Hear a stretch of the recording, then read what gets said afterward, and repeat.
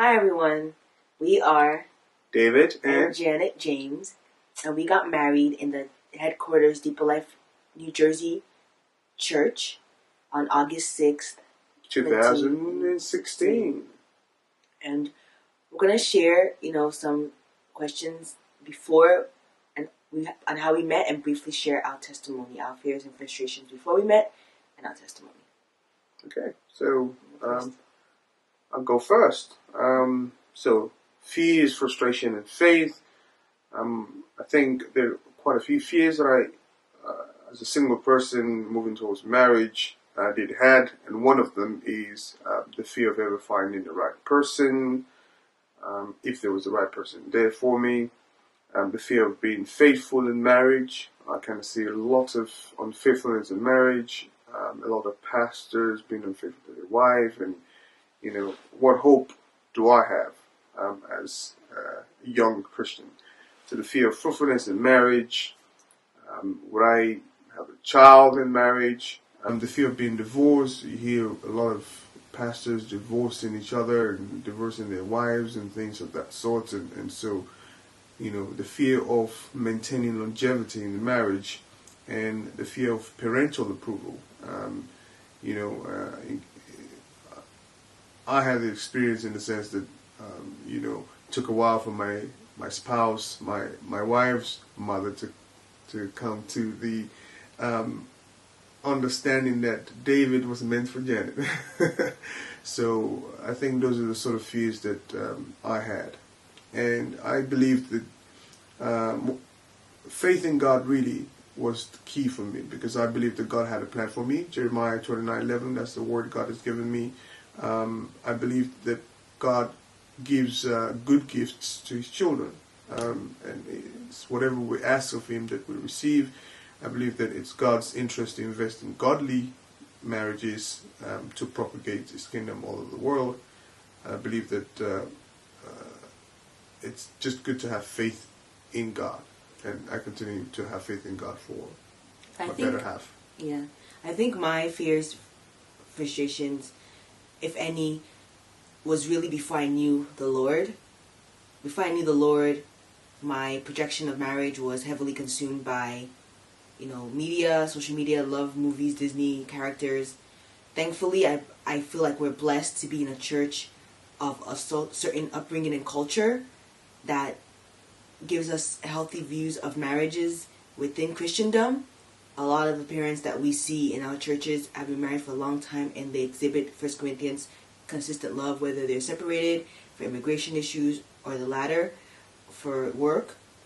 And so I saw these healthy images, but obviously, I was mostly raised in the U.S.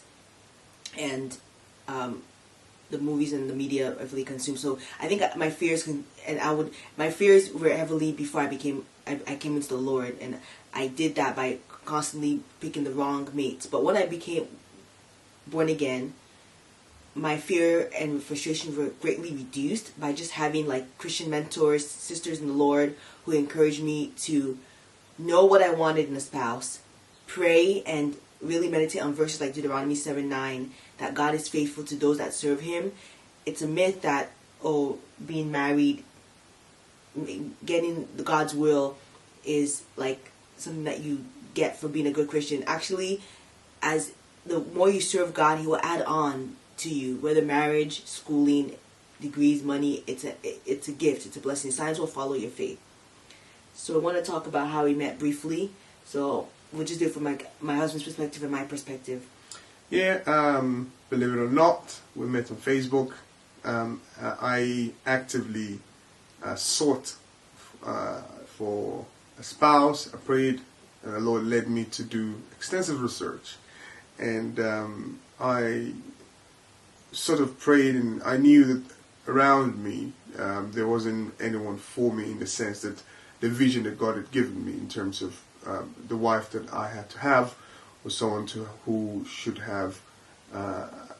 be pretty much comfortable in themselves, someone who does not need makeup or hair attachment to feel beautiful in themselves, and knowing that they are wonderfully made by God. And that led me really to began to search, and I saw Janet's post on Facebook where she was talking about a woman endowment. She was talking about a woman wearing trousers, in the sense that as it relates to modesty in God. And so that sort of caught my attention, and that's how I engaged her in conversation. You get me in conversation, and I said, the process within my church is for you to go to the marriage committee if you have any desire or interest in getting to know me. I didn't know that he was very serious in marriage, but he did allude to the fact that, yes, I am looking for someone. I believe that I'd like to get to know you better. And so he went to marriage committee, and for me, I was actively praying for God's will in marriage. Soon after, a year after I became born again, I had a weekly prayer time committed to praying for my husband, for God to keep him and to prepare him for me. And so when marriage committee did call me, I was expectant of something. Maybe it wasn't him specifically, but I wasn't expectant. And you can learn more about us on our blog, davidlovejanet.com, and watch more about our story. Yeah, and we hope that you're blessed by this. And encouraged. Encouraged. That true love waits. Yes.